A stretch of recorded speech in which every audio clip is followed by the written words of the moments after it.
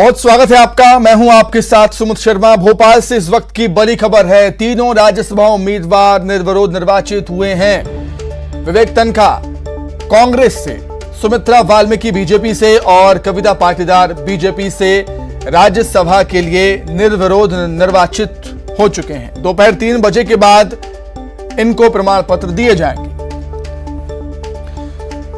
तो कांग्रेस ने विवेक तन्खा को फिर से राज्यसभा भेजा था और हुआ भी वैसा ही। विवेक तन्खा राज्यसभा सदस्य चुने गए हैं कांग्रेस की तरफ से। वहीं बीजेपी की बात करें तो बीजेपी ने 2 महिला उम्मीदवारों का नामांकन दाखिल कराया था और दोनों ही महिला सुमित्रा वाल्मीकि, कविता पाटीदार भी राज्यसभा सदस्य निर्विरोध निर्वाचित हुई। अधिक जानकारी के लिए सीधे राजधानी भोपाल का रुख कर लेते हैं। मनोज राठौर जुड़ गए हैं लाइव। मनोज, ये तो होना ही था।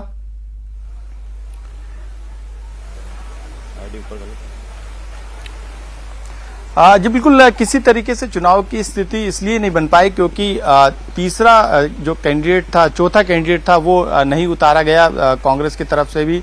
और यही कारण था कि जो वोटों की जो संख्या थी बीजेपी और कांग्रेस की तरफ से, उसी आधार पे उन्होंने अपने उम्मीदवारों को उतारा था क्योंकि बीजेपी को पता था कि उनके 2 सदस्य राज्यसभा जाएंगे। यही कारण है कि उन्होंने कविता पाटीदार और सुमित्रा वाल्मीकि को अपना उम्मीदवार बनाया था। इसके अलावा कांग्रेस को ये पता था कि उनकी तरफ से एक उम्मीदवार राज्यसभा जाएंगे, इसलिए विवेक तन्खा का नाम उन्होंने दिया था। आज 3 बजे तक नामांकन वापसी का जो समय था, उससे पहले अभी नामांकन वापसी क्योंकि कोई नए नामांकन नहीं आए इन तीनों नाम के अलावा। यही कारण है कि निर्विरोध निर्वाचित जो है इन तीनों उम्मीदवारों को किया गया। कांग्रेस की तरफ से विवेक तन्खा जो है वो राज्यसभा जाएंगे और बीजेपी की तरफ से 2 महिला नेत्री जिनको उम्मीदवार बनाया था बीजेपी ने, वो दोनों महिला नेत्री जो है वो राज्यसभा जाएंगी। इसको लेके जो आज 3 बजे जो है विधानसभा में उनको प्रमाण पत्र भी देने का काम किया जाएगा क्योंकि एक पूरी प्रोसेस होती है। मतदान की स्थिति नहीं बनी। 10 जून को मतदान होना था और उसी दिन जो है वो नाम का अनाउंसमेंट करना था मतदान के बाद, लेकिन ऐसी स्थिति नहीं बनी। यही कारण है कि निर्विरोध निर्वाचित इन तीनों उम्मीदवारों को किया गया है और 3 बजे इनको प्रमाण पत्र भी दिए जाएंगे। बिल्कुल, तस्वीर पहले से ही साफ थी क्योंकि सामने विरोधी उम्मीदवार कोई था ही नहीं। बहुत धन्यवाद आपका मनोज, जुड़ने के लिए, तमाम बातचीत करिए। आगे बढ़ते हैं। यूपी की तरह क्या एमपी में भी बीजेपी हिंदू एजेंडे पर चुनाव लड़ेगी? इस सवाल का जवाब मंत्री विश्वास सारंग ने सीधा नहीं दिया, लेकिन उन्होंने ये जरूर कहा है कि जो राम को लाए हैं हम उनको लाएंगे। के भजन के गायक कन्हैया मित्तल अब एमपी में भी धूम मचाएंगे। उन्होंने कहा कि कन्हैया मित्तल आएंगे तो माहौल तो बनेगा ही। हर मुद्दे को चुनाव से जोड़कर नहीं देखना चाहिए।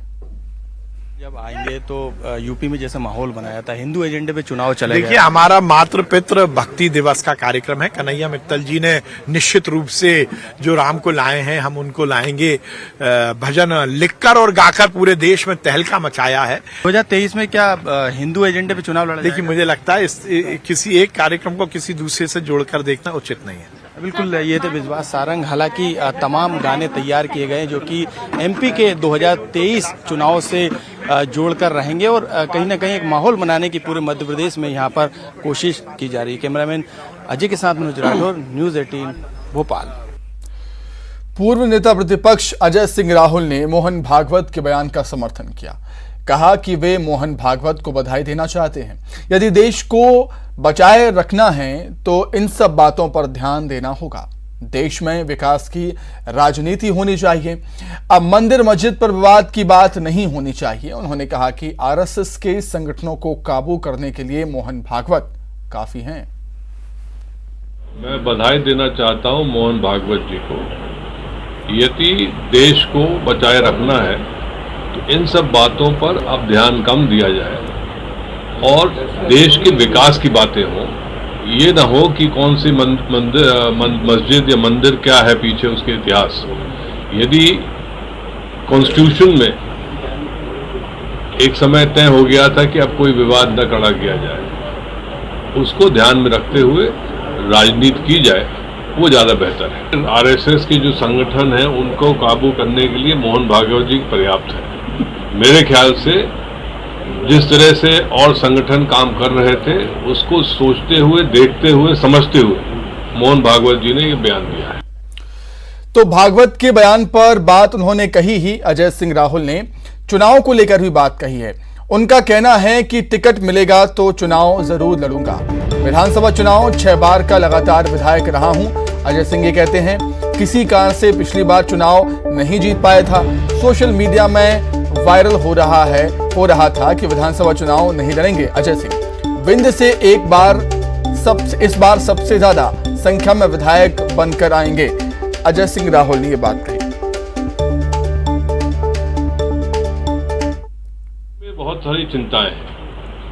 एक तो जो नए बीजेपी के नेता हो गए हैं और उनके साथ पता नहीं कितने सारे मंत्री हो गए हैं, वो सबसे बड़ी चिंता है भारतीय जनता पार्टी के नेताओं में। दूसरी चिंता है, अभी कोई कह गए कि किसी पुत्र को चुनाव नहीं दिया जाए, टिकट नहीं दिया जाएगा। तीसरा, आप यदि इस वर्ग को साधने में लगे तो दूसरा वर्ग भी सोचने में मजबूर होगा कि हम कहाँ जाएंगे। तो बीजेपी में अंतरकलह बहुत सारी है, बिंदुओं पर है, वो चुनाव के पहले फूट के उजागर होगा। जबलपुर से खबर है, बीजेपी के राष्ट्रीय अध्यक्ष जेपी नड्डा डुमना एयरपोर्ट से दिल्ली के लिए रवाना हुए हैं। सीएम शिवराज सिंह चौहान भी इस दौरान मौजूद थे जब वो दिल्ली के लिए रवाना हुए। प्रदेश अध्यक्ष वीडी शर्मा, सांसद राकेश सिंह भी मौजूद थे। तो मध्य प्रदेश के दौरे पर आए हुए थे बीजेपी के राष्ट्रीय अध्यक्ष जेपी नड्डा, जो डुमना एयरपोर्ट से दिल्ली के लिए रवाना हुए।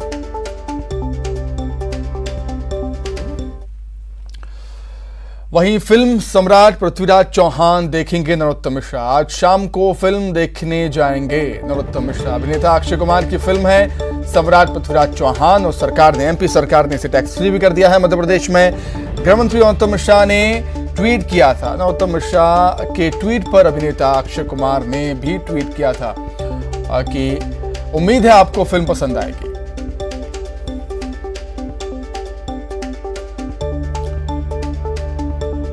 तो अक्षय कुमार की फिल्म पृथ्वीराज चौहान आज रिलीज हो रही है और आज ही के दिन शाम को गृह मंत्री नरोत्तम मिश्रा फिल्म देखने के लिए जाएंगे।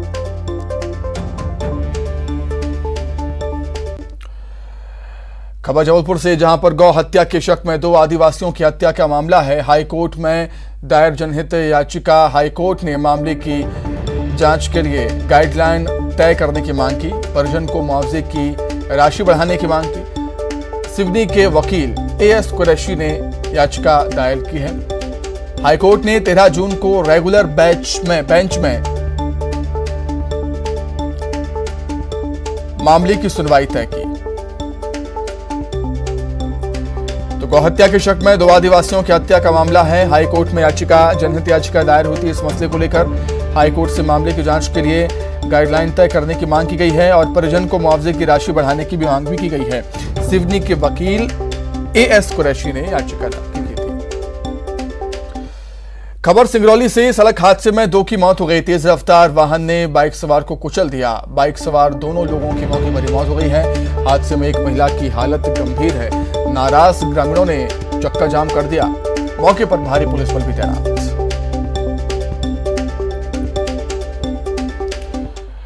बुरहानपुर से बड़ी खबर, नेपा नगर विधायक की बढ़ सकती है मुश्किलें। सुमित्रा देवी पर फर्जी जाति प्रमाण पत्र देने का आरोप लगा है। गलत जन्म प्रमाण पत्र भी देने का आरोप है। कोर्ट में निजी परिवाद दाखिल हुआ। कोर्ट ने पुलिस को जांच के आदेश दिए हैं इस मसले को लेकर। जांच के बाद पुलिस को एफआईआर के निर्देश भी दिए गए। निश्चित तौर पर नेपा नगर विधायक की मुश्किलें बढ़ सकती हैं। सुमित्रा देवी पर फर्जी जाति प्रमाण पत्र देने का आरोप है। गलत जन्म प्रमाण पत्र देने का आरोप भी उन पर लगा है और कोर्ट में निजी परिवाद दाखिल हुआ था। कोर्ट ने पुलिस को इस मसले की जांच के आदेश दिए हैं। जांच के बाद एफआईआर के निर्देश भी दिए गए।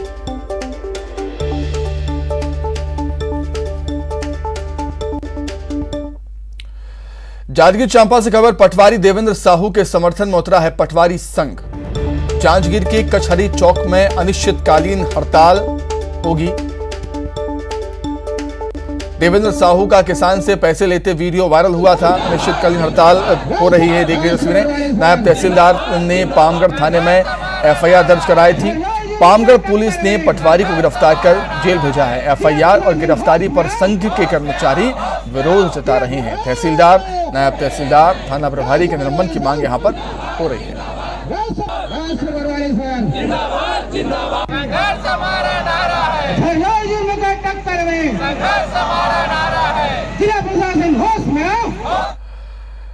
चलिए बात मौसम की कर लेते हैं। नौतपा के बाद भी प्रदेश तप रहा है। छत्तीसगढ़ प्रदेश में सबसे गर्म रहा महासमुंद। महासमुंद में तापमान 44.2 डिग्री दर्ज किया गया।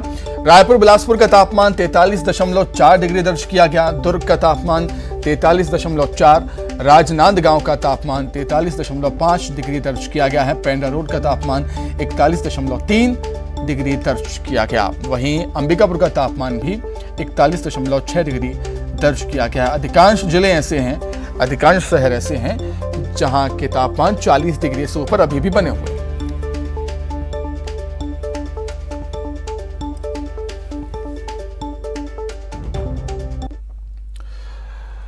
उधर सूरजपुर के सहकारी शक्कर कारखाने में गन्ना किसानों के बकाये को लेकर संचालन मंडल के अध्यक्ष ने कहा है कि खरीदी का भुगतान शक्कर की बिक्री से होता था, लेकिन बिक्री का कोटा केंद्र सरकार नहीं कर रही। इसके चलते 5 महीने से किसानों की गन्ना बिक्री का भुगतान नहीं हो पा रहा है। अब कोर्ट में शक्कर बिक्री पर किसानों के बकाया राशि भुगतान के लिए याचिका दायर की गई। शक्कर कारखाने पर सरगुजा संभाग के लगभग 3000 किसानों की गन्ना खरीदी के 20 करोड़ रुपयों से ज्यादा बकाया है। बीते सत्र में भी केंद्र सरकार द्वारा शक्कर की बिक्री नहीं करने पर कोर्ट के आदेश के बाद किसानों का बकाया राशि भुगतान किया गया था। अगर निर्धारित कोटा अगर वहां से आता है शक्कर बेचने का, तो हम तत्काल शक्कर बेच के किसानों को भुगतान कर देंगे, इसमें कोई दो मत नहीं। जशपुर में आत्मानंद स्कूल में हो रही भर्ती प्रक्रिया में गड़बड़ी का आरोप लगाकर अभ्यर्थियों ने जिला शिक्षा अधिकारी कार्यालय में जमकर हंगामा कर दिया। हंगामे की सूचना पर पुलिस बल मौके पर पहुंचा। अभ्यर्थियों का आरोप है कि मामला कोर्ट में लंबित है, लेकिन इसके बावजूद भर्ती के लिए विज्ञापन जारी कर दिया गया है और भर्ती प्रक्रिया में जमकर धांधली की जा रही है। अभ्यर्थियों ने जिला प्रशासन, जिला शिक्षा अधिकारी पर भी अनियमितता के आरोप लगाए। कल हम लोग आए थे, हाईकोर्ट में कंटेनमेंट दायर किए थे, उसका कॉपी लेके हम आए थे और DO साहब को और कलेक्टर महोदय जी को हम अवगत कराए कि फाइल हो चुकी है, क्योंकि स्थगन आदेश का भी कोई आदेश जारी नहीं हुआ, इस वजह से भर्ती प्रक्रिया को रोक दीजिए। अब कल आने के बाद हम लोग चले गए और मीडिया में भी ये बात आई। आने के बाद आज हमको सूचना मिली कि यहाँ भर्ती प्रक्रिया को पूर्ण करने के लिए गोपनीय तरीके से बुलाया जा रहा है अभ्यर्थियों को और नियुक्ति आदेश दिया जा रहा है, और ना ही इसका कोई NIC में चयन सूची जारी की गई है और ना ही नियुक्ति आदेश जारी की गई है। मतलब जो आत्मानंद का वैकेंसी हो रहा है फर्स्ट टाइम से ही मतलब गलत ही तरीके से हो रहा है। इस बार भी फर्स्ट टाइम में भी मेरा फर्स्ट नंबर में था, अभी भी मेरा 4th नंबर था। सेकेंड ईयर्स का मार्क्स मेरा उसमें 52 मार्क्स कम कर दिए हैं, तो पॉइंट इससे कम हुआ। तो हम सोचे मेरिट में तो है मेरा, इंटरव्यू भी मेरा अच्छा गया, तो इंटरव्यू में मार्क्स मिला 5 नंबर में है, तो भी बोलते हैं अपात्र है। हम अपात्र नहीं है, पूरा पात्र हैं और मेरा तो होगा ही, लेकिन फिर भी लोग गलत तरीके से मतलब ये कर रहे हैं। जैसे 2 नंबर पे होना था तो मार्क्स कम कर दे रहे हैं। देखिए, हम आज DO वापस आए हैं। अपने मुख्य हमारे पास कुल 4 प्रश्न हैं कि एक जो अभ्यर्थी रिंकी जायसवाल के 52 नंबर किस बेसिस पे कम हुए। इन लोगों का कहना है कि इन लोगों ने कल 1 तारीख के डेट में ये कि हाई कोर्ट में इन लोगों ने कंटेम्प्ट लगाया हुआ है कलेक्टर साहब के खिलाफ। तो उस केस को जो पुराना जो भर्ती प्रक्रिया हुई थी पिछले साल, उसको कोर्ट ने स्टे किया था लेकिन वास्तव में जो स्टे लगा है हाई कोर्ट का स्टे जो था वो सिर्फ बगीचा ब्लॉक के लिए था, और इस कारण से हम लोगों ने बगीचा ब्लॉक को छोड़ करके शेष हमारे जितने दूसरे ब्लॉक के जो हमारे स्वामी आत्मानंद उत्कृष्ट अंग्रेजी माध्यम के विद्यालय हैं सबके लिए हम लोगों ने विज्ञापन निकाला था, उसी के तहत हमने भर्ती प्रक्रिया पूरी की है। बलरामपुर के राजापुर थाना क्षेत्र के भदार में पति की हत्या करने वाली पत्नी को पुलिस ने गिरफ्तार कर लिया है, रिमांड पर भेज दिया। पुलिस की माने तो पति पत्नी के बीच अक्सर झगड़ा हुआ करता था। वारदात के दिन पति और पत्नी दोनों शराब के नशे में धुत थे और इस दौरान विवाद होने पर पत्नी ने लात, घूंसे और डंडों से पति की जमकर पिटाई कर दी। पिटाई से उसके पेट में गंभीर चोट लग गई और आंत फट गई, जिसके साथ ही इलाज के दौरान उसकी मौत हो गई। सोमवार को उसकी पत्नी के साथ में उसका विवाद हुआ था। उसकी पत्नी ने पेट में लात मार दिया था, जिसका उसका इलाज चल रहा था और कल रात में उसकी मृत्यु हो गई है। उसको घर लेके आए थे, हमने अपराध पंजीबद्ध किया और उसकी पत्नी फुलवासो को हिरासत में लेकर पूछताछ किया तो बताई कि कमाता नहीं था और घर का चावल वगैरह बेच करके शराब पी लिया था। उसी बात पे लेकर झगड़ा हुआ था। उसने पेट में लात मारा था, जिससे कि पेट के अंदर का नस वगैरह फट गया और उसकी मृत्यु हो गई। सूरजपुर के प्रतापपुर वन परिक्षेत्र में बीते एक हफ्ते से दर्जन भर हाथियों का दल धर्मपुर सिंगरा के जंगलों में देखा जा रहा है। खाने पीने की तलाश में देर शाम हाथियों का यह दल गांव का भी रुख करने लगा है। गांव में हाथियों के आने से लोगों में दहशत का माहौल है, तो वहीं वन विभाग की लापरवाही को लेकर नाराजगी भी है लोगों में। लोगों का आरोप है कि हाथियों के दल पर वन अमला निगरानी नहीं रख पाता और समय पर इसकी सूचना भी नहीं दे पाता।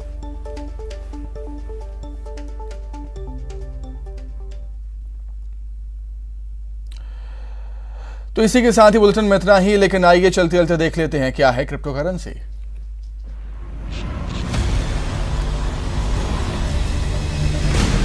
Z and news 18 network present crypto की समझ। नमस्कार, स्वागत है आप सबका क्रिप्टो की समझ में और मैं आपके साथ रंजना रावत। इस एपिसोड में जहां हम आपको बताते हैं क्रिप्टो जगत से जुड़ी अहम खबरें और जानकारियां, तो आइए नजर डालते हैं क्रिप्टो से जुड़ी कुछ खास खबरों पर। भारत का सेंट्रल बैंक डिजिटल करेंसी के लिए अपनाएगा ग्रेडेड अप्रोच।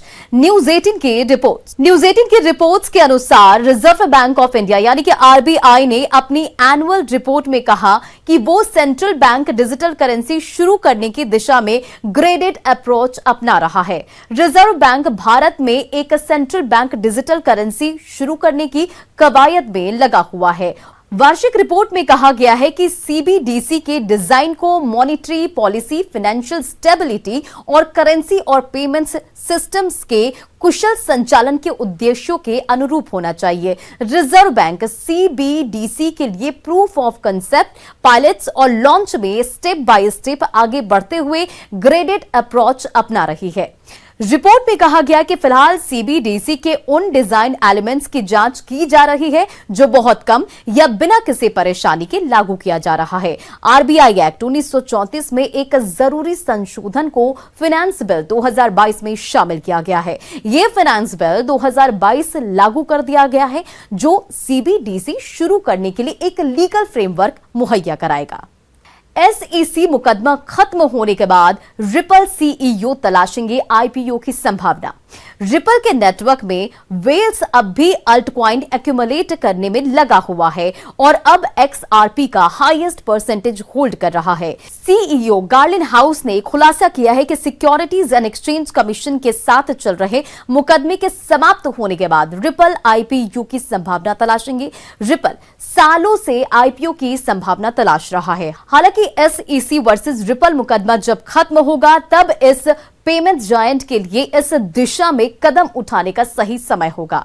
हाल ही में क्रिप्टो मार्केट क्रैश जिसने अरबों का नुकसान किया, उसके बावजूद एनालिस्ट अल्टकॉइन की रिकवरी को लेकर बुलिश है। सेक वर्सेस रिपल का मुकदमा लगभग 15 महीनों से चल रहा है और उम्मीद की जा रही है कि ये इस साल अंत तक खत्म हो जाएगा। क्रिप्टो इंटेलिजेंस प्लेटफॉर्म सेंटिमेंट के आंकड़ों के अनुसार एक्सआरपी वेल्स फिलहाल अल्टकॉइन एक्यूमुलेट करने में व्यस्त है। एक्सआरपी की कीमत में गिरावट के साथ ही वेल्स ने अल्टकॉइन की वैल्यू को बढ़ा दिया है। क्रिप्टो की समझ के आज के एपिसोड में फिलहाल इतना ही। उम्मीद करते हैं कि ये जानकारी और खबरें आपको एक बेहतर क्रिप्टो निवेशक बनाने में मददगार साबित होगी। नमस्कार।